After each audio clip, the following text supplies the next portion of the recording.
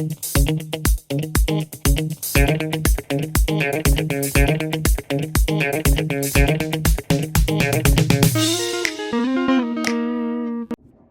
there, it's me again.